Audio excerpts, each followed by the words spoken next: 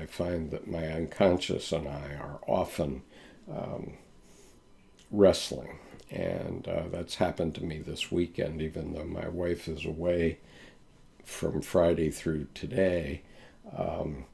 I've been having a hard time wrestling with my psyche about getting this work done that needs to be done.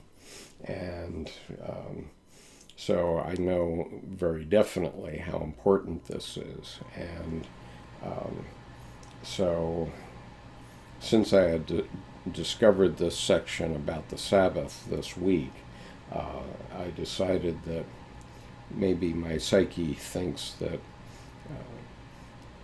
recording this reading of Dr. Jaffe's chapter about the Sabbath is more important than the other work, which I still have another week to accomplish, so I can step back from it as you might want to step back from cutting the grass or whatever it is, and just take some time off for yourself. Just go for a walk or meditate or whatever it is you do to give your soul a chance to heal. This is what we all need, and I think this is what Dr. Jung and Dr. Jaffe were both referring to.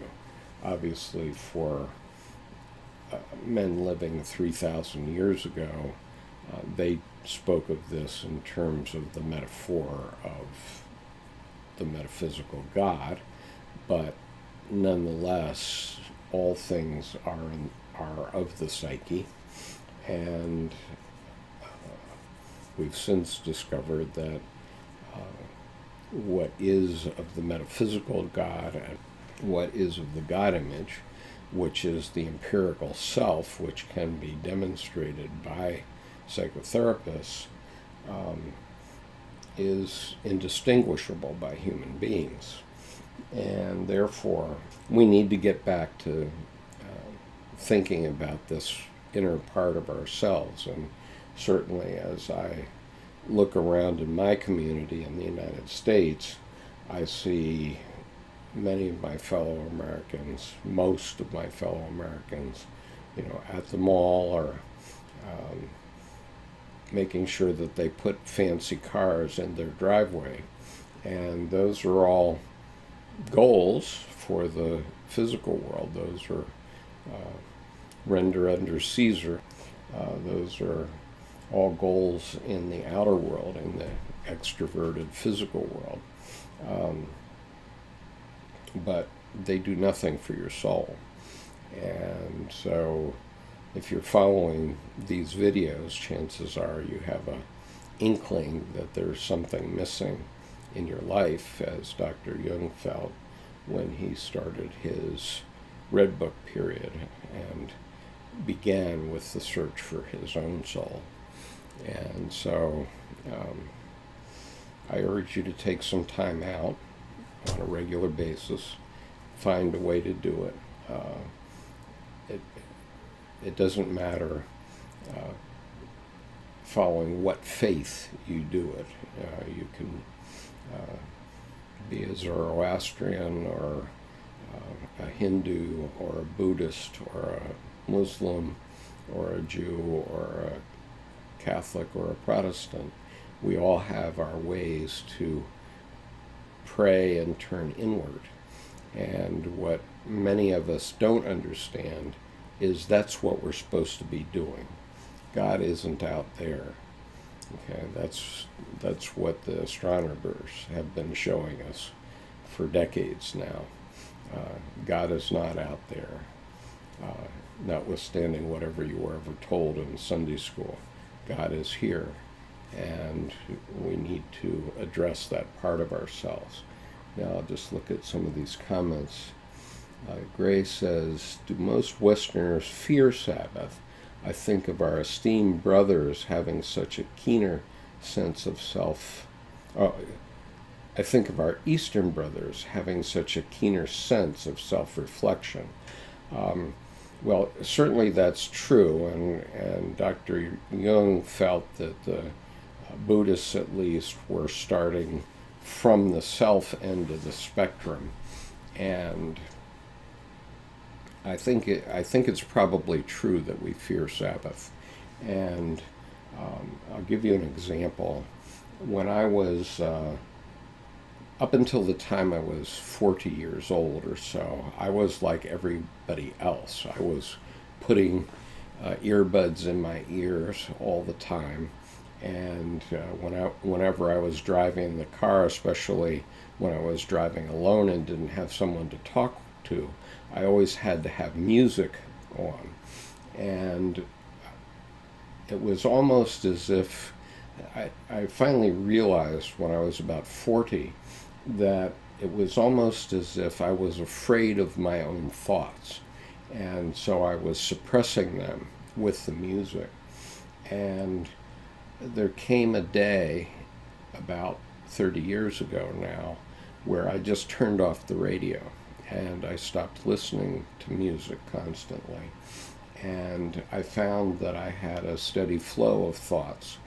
And I don't know if that was based on a Jungian influence. Certainly, about that time, I was starting to study Dr. Jung.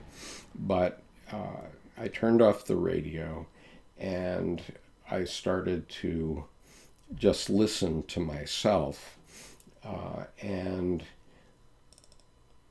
I found it not fearsome, and I found it extremely useful for myself in very many ways, but ways that are intangible and I probably can't speak to directly here, but I certainly think that we may be afraid to hear our own thoughts. And so it is useful to contemplate that if that's happening to you. Nowadays, when I'm trying, usually if I'm listening to something on a recording, it's usually a book where I'm trying to learn something while I'm driving, coming back from taking my wife to work or something like that. And I drive, on those days, I have about an hour in the car in the two directions when I'm alone, and I use that time to learn something new usually. And it was in that way that I first read Dr. Jung's first important, really important book, which is Psychology of the Unconscious. It was reissued 40 years later as Transformations, Symbols of Transformation, I'm sorry. And actually, that was always its name in German. But when it came out in 1916 in the United States, Beatrice Hinkle, who was the translator, decided to call it Psychology of the Unconscious. Anyway, it was reissued. Both versions are available, but there's a very excellent reading of it by Robert Bethune on audible.com. And when I first started to get into Dr. Jung's direct writings, I started by listening to that book, and it suddenly started to make a lot of sense to me, reading that. And there was another one I was reading, which is Modern Man in Search of a Soul. Those are both available on audible.com. And I actually have probably read Psychology of the Unconscious, the 1912 version, probably 5 times at least on audio. And then I got Symbols of Transformation, the rewrite, which was 40 years later. And of course, that book is quite different and quite a bit more comprehensive. But